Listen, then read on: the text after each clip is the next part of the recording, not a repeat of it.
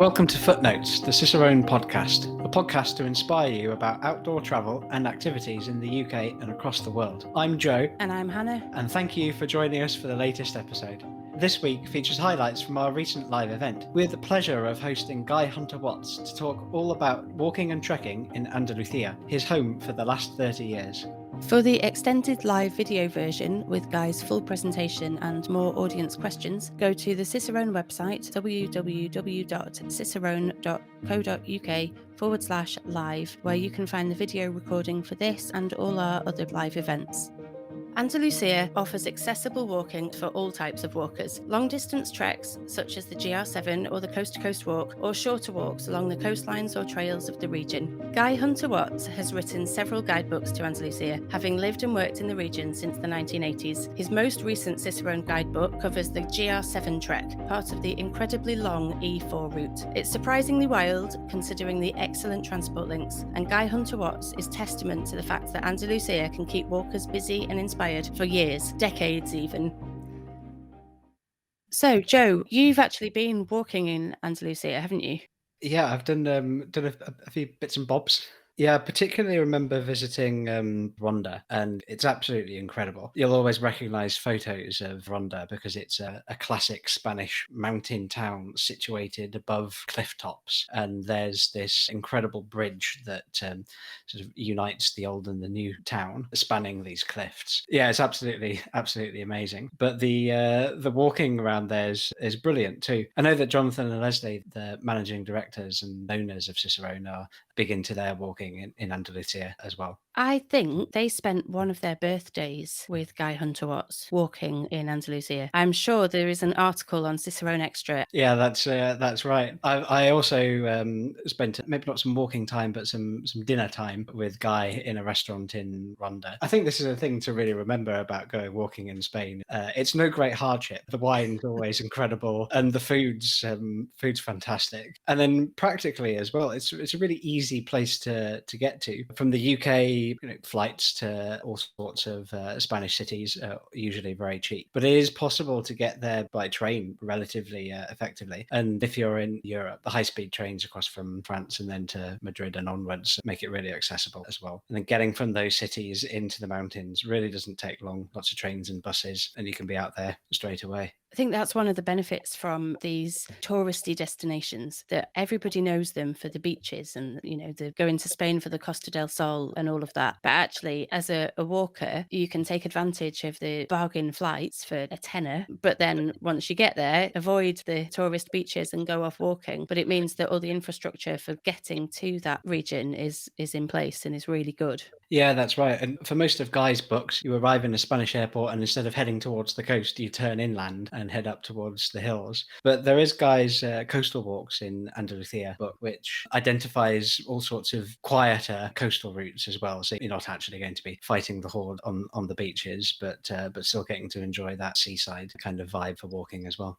And presumably, if you do his coast to coast, there'd be no shame in having a day at the beach on either end of your walking break. Oh, no shame at all. In fact, I think that many walkers and trekkers, we always sort of scorn the beach holiday. But after 2 or 3 weeks of long distance walking and shouldering a heavy bag, it's a quiet secret, but it can be quite nice to just spend a couple of days relaxing on the beach at the end. And that's definitely what you get with the Andalusian coast to coast.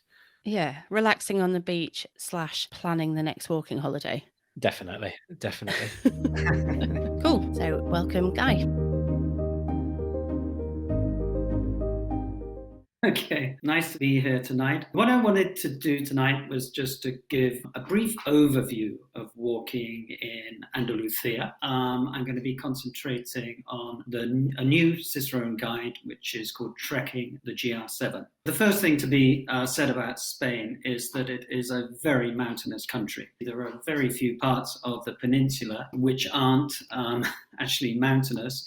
really just the valleys between the different mountain chains. And this is very much the case with Andalusia itself. Really, the only flat piece of land in Andalusia is at the delta, the far western end of the Guadalquivir Valley, which basically divides the Sierra Morena from the Great Betica range of mountains, which stretch kind of saber-like all the way across Andalusia down towards Algeciras and Gibraltar and Morocco.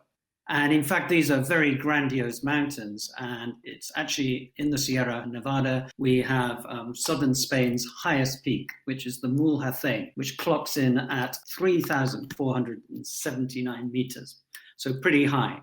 Tourism to Spain really kicks off in the 1850s when Andalusia becomes like a diversion of the Grand Tour. This is when travel for travel's sake is kicking off. Andalusia was seen as a particularly exotic destination, and most of all for its great cities and its Moorish legacy. Spain was under Islamic rule for 8 centuries, and people would make the journey on horseback or by cart to the great mosque of Córdoba, built by the Umayyad dynasty. They would visit Sevilla, and where the famous Giralda Tower, a Christian belfry, was put on top of the original Moorish minaret. And probably the highlight of any trip in the 1900s as well was to see the great Alhambra complex of palaces, which was built by 21 sultans of the Nasrid dynasty, just at the time when Islamic power in Spain is really waning.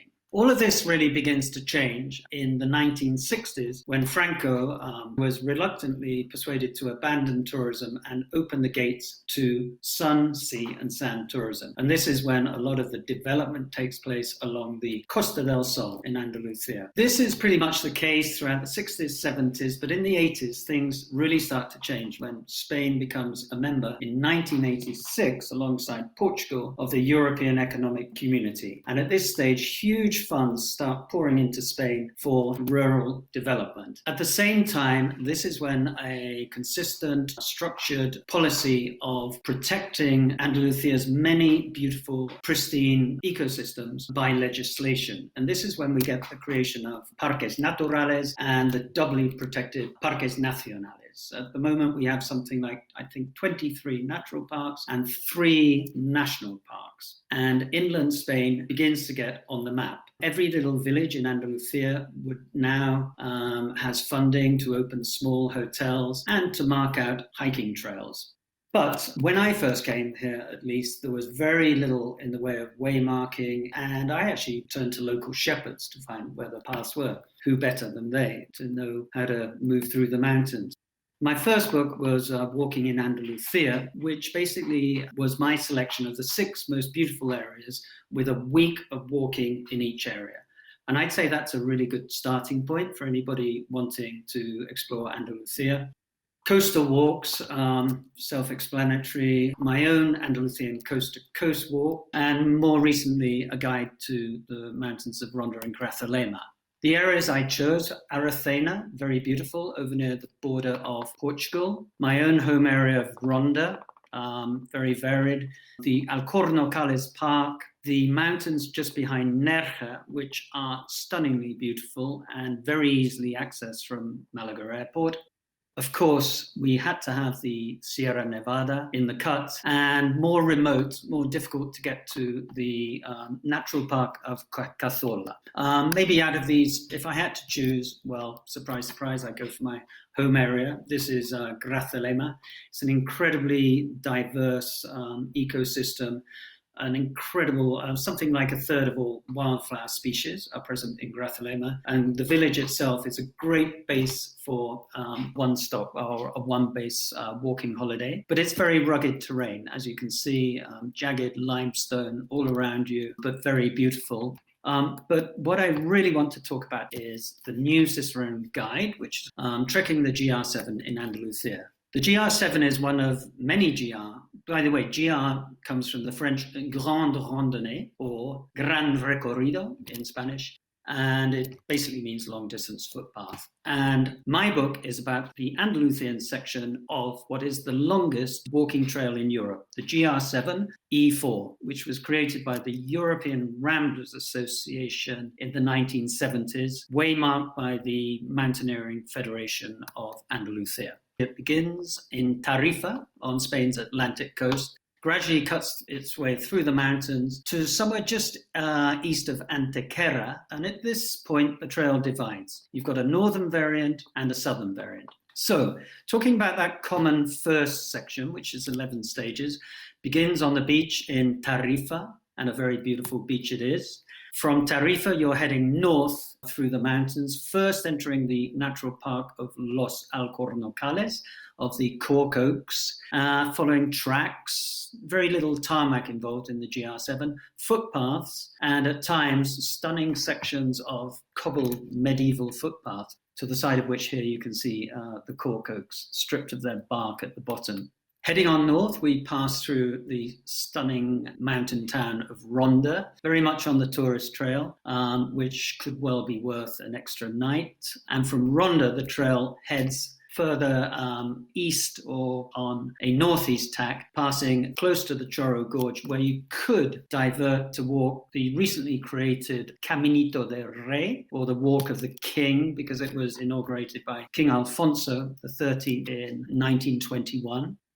At the end of the common stage, you then have a choice. You're either going to take the northern section or the southern section. And I must say, I would find it hard to choose between the two. If you're, first of all, the northern section is going to take you initially for about 6 or 7 days through the vast olive belt, which stretches really from Antequera all the way up and through the province of Jaén. It is monoculture, and driving through it, it can be exceedingly dull. But the funny thing is, once you're walking through it, it takes on a whole different character. And I was amazed at just how beautiful the northern route of the GR7 proved to be. It takes you past beautiful reservoirs and through several villages where almost guaranteed you won't meet any other foreign people. And one of the nice things is on this northern section of the walk, you looking south, you sometimes will see the distant Sierra Nevada. As we're heading northeast towards the end of the trail at its eastern end, we pass through the fabulous Sierra de Machina Natural Park. Here I had the amazing chance, or good luck, to be within meters of an imperial eagle, one of the most fantastic sightings or wildlife events of my particular odyssey in walking the trail. And then we get as far as Cathola. Cathola is very dear to my own heart. I started taking walking groups here more than 30 years ago.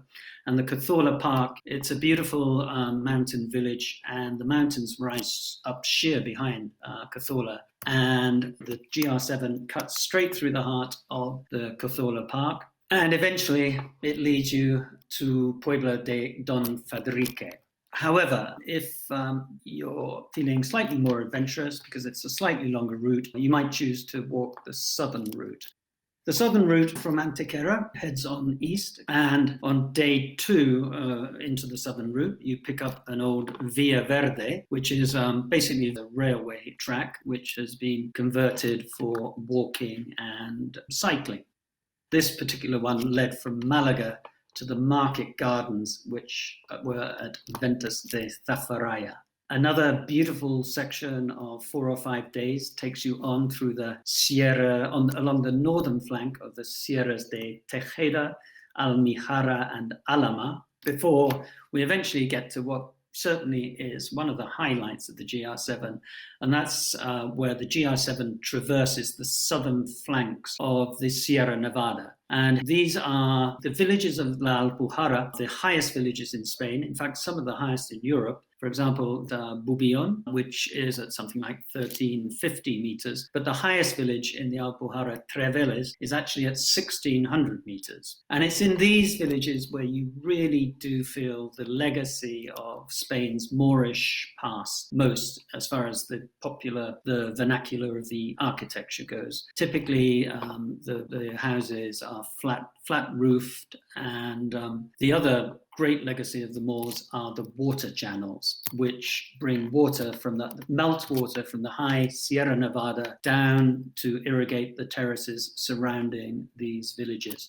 Some of these water channels run for 10, 12, 15 kilometers, and they are absolute masterpieces of engineering and monuments to human endeavor.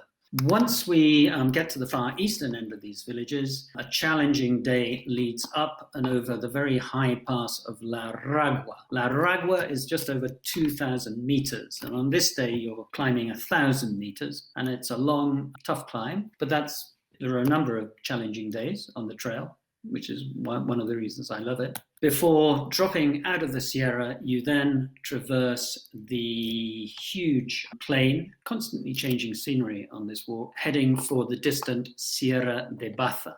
Here, the scenery is beginning to get rather drier because now we've lost the influence of the Atlantic weather systems at this side of Andalusia, and you start to enter semi-desert type terrain. Very interesting part of the tour. This is one of the areas of Europe where, the presence of man has been pushed back the furthest. Interestingly, the Ruta Frances of the Camino de Santiago clocks in at about 800 kilometers. And the northern version of the GR7 is about 740, and the southern version, that's taken together with the common section, clocks in at about 780.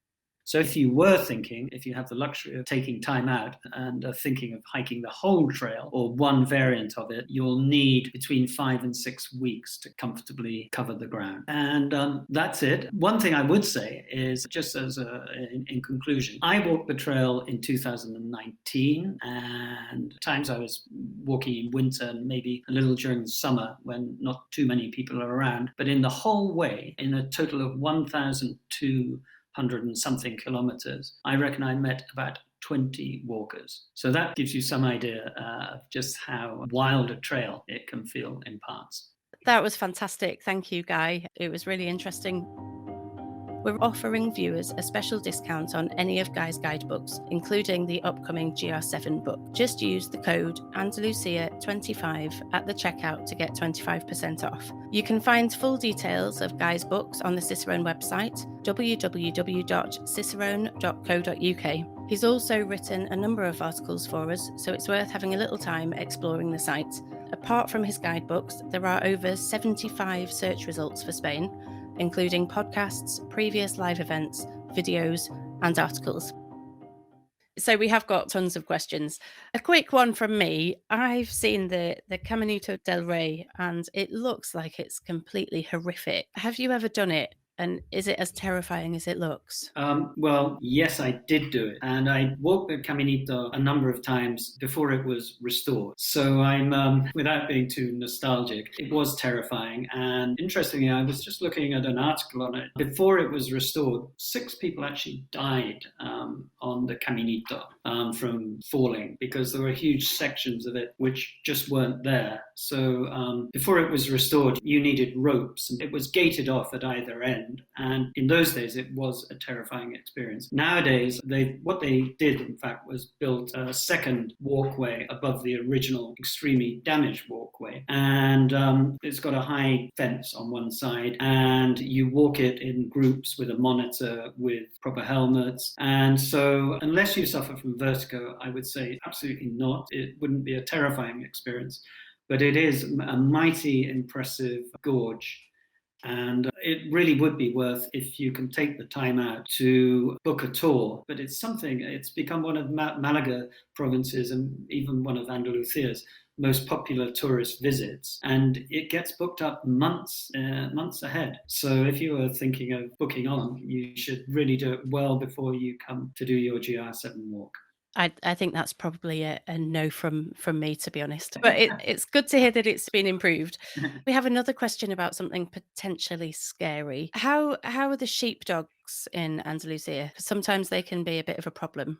Yeah, okay. It's interesting because I know just having walked so much with groups here in Andalusia, how very frightening it can be when you're approaching a remote farm and a dog begins to snarl at you. Now, in all my years of walking in Andalusia, I've seen a lot of dogs and I've never seen anybody bitten badly by a dog. I've seen many people frightened by dogs, and I'm not advising any of your listeners or walkers to do this.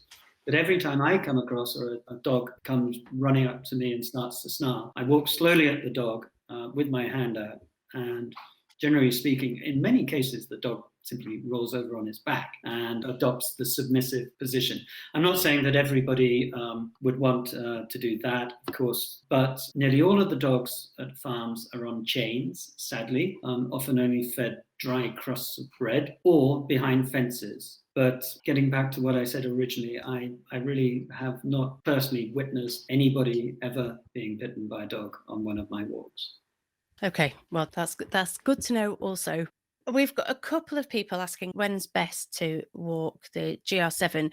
In particular, when are you likely to avoid the snow, and how early in the spring can you do the GR7? Okay, so firstly, the snow is really only going to be an issue on the section which leads you around the south side of the Sierra Nevada. So there, definitely the advice would be to avoid the winter months. And Cathola, further to the northeast of the Sierra Nevada, Cathola can also get heavy snow. So Cathola and Granada, which are both kind of at the tail end of the walk, they are best avoided during the winter months. Otherwise, Andalusia is definitely a very good 3-season walking destination. I've often taken groups at Christmas, and out of 14 days of walking, maybe we've had 12, 13 days of sunshine. You never know, so it's always a question of packing for all seasons. Springtime, of course, is like anywhere really in Southern Europe. From mid-April through to mid-May is the optimum time to be walking here, because the spring flowers here are simply extraordinary. It's a complete explosion every springtime. But you never know in Andalusia, any time between September and mid-May, you may get rain. So you can never guarantee that it's going to be dry, but it's certainly temperature-wise, it's very comfortable for walking. But really more important than the months to choose, I would say, are the 2 months to avoid almost at all costs, which are July and August, because that time of year, temperatures can regularly get into the 36, 37, 38, even sometimes pushing 40 degrees. And for a lot of people, that really is just too hot for comfortable walking.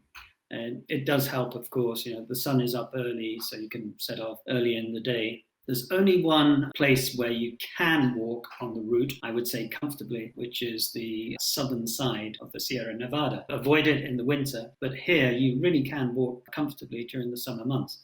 And just a point on English being spoken, actually, you say in one of your guidebooks that it's not necessarily widely spoken everywhere, and you do encourage people to learn a few phrases. That is very true, Hannah. In fact, I'd say it's the exception rather than the norm. Even at hotels, remember the GR7 takes you quite well off the beaten track. So if you were thinking about checking into a hotel in Nerja or somewhere along the Costa del Sol, Ronda, Granada, Cordoba, these are tourist destinations. Yes, you probably would expect your receptionist to be able to speak English.